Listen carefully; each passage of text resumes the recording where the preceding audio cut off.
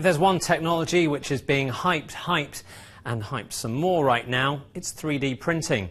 But before you start getting too excited about printing 3D objects at home, you've got to get them into 3D and being seen in 3D by your computer in the first place. And right now, there aren't too many options for doing that. So, here at Occipital, they think they found the answer. Jeff Powers is the co-founder. Hi, Jeff. Hello. What have we got there? It looks like a little mini Kinect, Microsoft Kinect.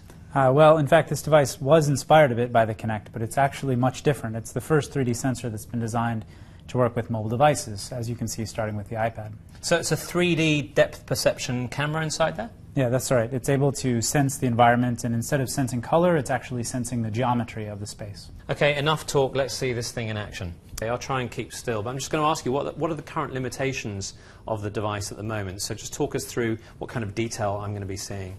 Sure. So the sensor works starting at about 40 centimeters of distance, and it works out to about 3.5 meters. It can actually scan in color using the color camera that's built into the iPad. This particular scan I'm actually doing in color right now. I must admit that our color is definitely undergoing a lot of improvements, so you'll expect to see much better color texturing by the time that these sensors are received into people's homes. $350. Obviously quite a lot of money for a clip-on device to scan in 3D, especially when there are one or two apps. 123D Catch is one of them that springs to mind, which can approximate the idea of 3D scanning just using the built-in camera. So why would I buy your device? Sure. Well, one powerful thing about this device is that it can actually measure real dimensions. And it can do capture of objects and environments in real time, which is something you won't find with anything on the market today. Let me show you another demo where we're actually going to capture a portion of this room. It's kind of like we're importing it here into the matrix. You can actually see a grid being created on the space, and you can actually see this being done as I simply move around. And a device like this can allow you to scan objects around the size of a teddy bear up to the size of an entire room in an incredibly easy way. You don't need to have any skill whatsoever in CAD to be able to do this. And so we're sort of filling that gap in a way that has never been filled before. So here we're looking at the room that we just captured. And we can see, I mean, there's a few holes in here from where we didn't capture any data. This looks much like a panorama.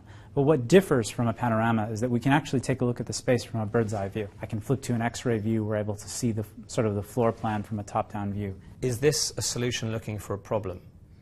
I don't think so. I think that this is definitely a device that a lot of people have been asking for in the community of 3D vision and 3D printing. The ability to scan objects as well as the ability to capture environments is something that people have been talking about a lot for a while now. Who do you envisage using this? Because this is not a mass market product, is it? Not today, maybe. We're announcing the device along with an SDK for developers. So we want people now who want to be among the first to use applications that can really capture geometry in the first place, as well as developers that want to create new applications. Because in a few years, this type of sensor is going to be a sensor that's prevalent across mobile devices. Jeff Powers, many thanks indeed.